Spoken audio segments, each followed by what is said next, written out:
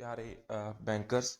तो अभी एक All India Bank Employee Association का जो स्पोर्ट का सर्कुलर है, जो सेंट्रल बैंक के एम्प्लॉयज़ हैं, तो उनकी पक्ष में आया है। In Central Bank mass transfer occurred. तो लेट्स सी द सर्कुलर। तो गाइस, उससे पहले please subscribe to my channel for latest banking pension updates and banking updates. So what is the circular dated as 17 सितंबर का।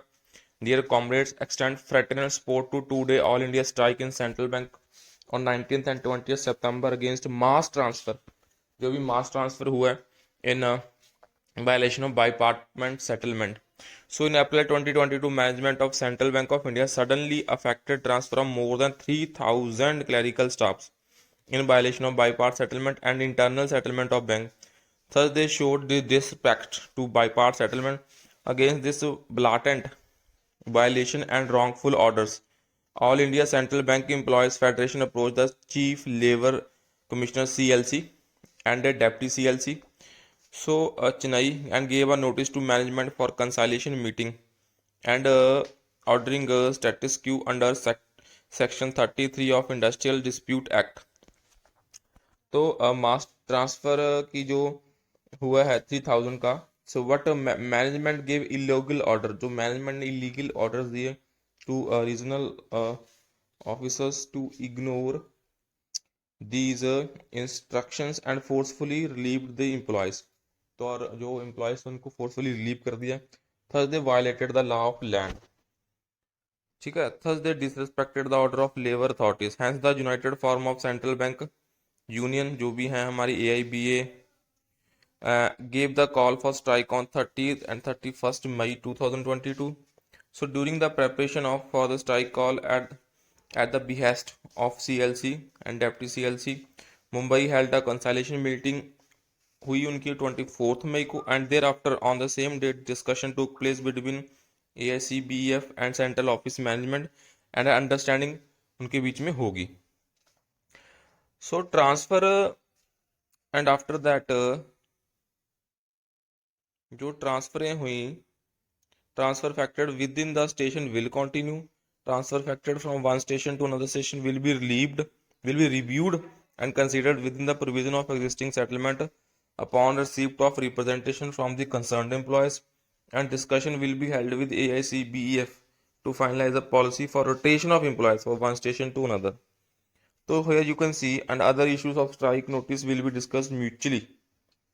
So based on the understanding, UCFVU deferred the strike. तो अभी strike को defer करा गया. As per the above understanding, 972 employees has been represented to the management to reconsider their transfer. उनको reconsider करा गया ट्रांसफर के लिए. As per the settlement, now 100 days are over. Despite a repeated follow-up, not a single transfer order has been modified. तो अभी कुछ नहीं हुआ दोस्तों. तो इस वजह से UCFBU again gave the call for strike for 19th and 20th September 2022. In view this, जो डेप्टी CLC है Mumbai held a consultation meeting yesterday and today. Even though the unions, उन्होंने कल भी मीटिंग रखी है डेप्टी CLC ने और आज भी. And even though the unions have been given reasonable norms and suggestion to resolve the issue, जो मैनेजमेंट है वो maintain that under 8th bipartite settlement they have power to transfer employees on rotation. उन्होंने बोला भी 8th bipartite settlement के तहत उनके पास पावर है ऑन द रोटेशन बेसिस, वो एक स्टेशन से दूसरे स्टेशन ट्रांसफर्स कर सकते हैं दोस्तों.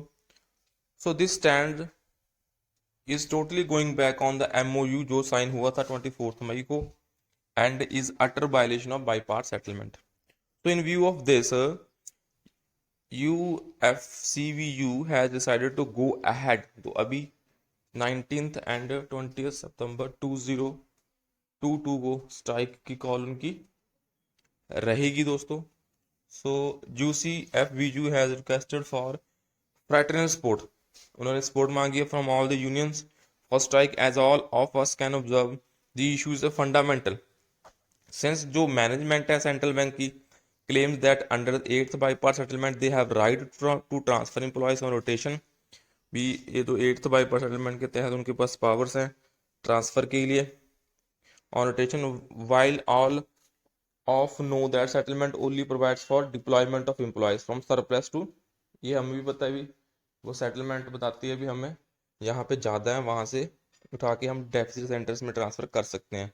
एंड ये डील नहीं करता, does not deal with periodical rotation transfers, उसके साथ डील नहीं करता।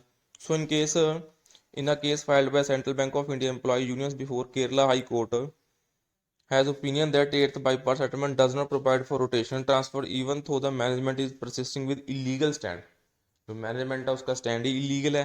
सो we request all our unions to extend full support, तो पूरी सपोर्ट करनी है to employees on 19th and 20th September। our state federation district and town units are requested to be in touch and central bank union in various centers and participate in the demonstration।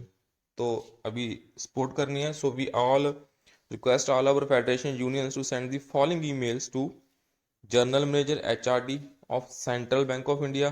तो ये mail का जो format है ये send करना है। Dear sir, we strongly protest against the flagrant violation of bypass settlement in the matter of rotational transfer of employees from one station to another। we demand adherence, एक station से दूसरे station without आपने transfer कर दी। We demand adherence to settlement and resolve the issue through discussion with union।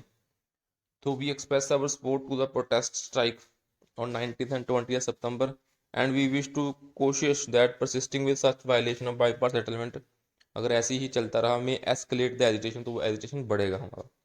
तो ये आप देख सकते हैं कि हमारे CHVG ने इशू कर रखा है, ये All India Bank Employee Association के वो सेक्रेटरी हैं। तो guys please subscribe to my channel for latest banking news. Thanks to all.